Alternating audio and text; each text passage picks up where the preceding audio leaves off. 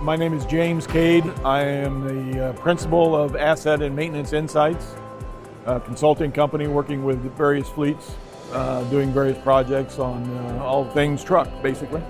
We're having a lot of problems with drivers on trailer heights. As far as we do a lot of drop and hook, different trailer options.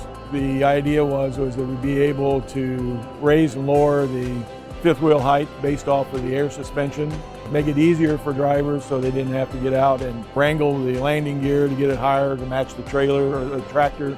Really from the point of a driver's convenience and overall health was the reason we really started looking at it.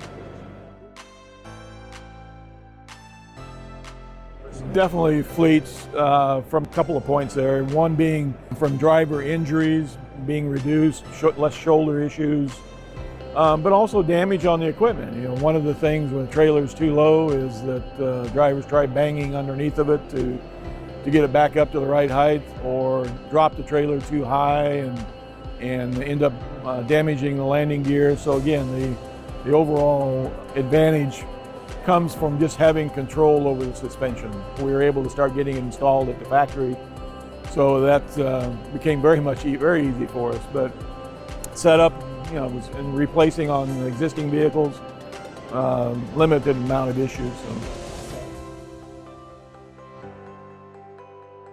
I actually have recommended it to other fleets, and so it's definitely a good product.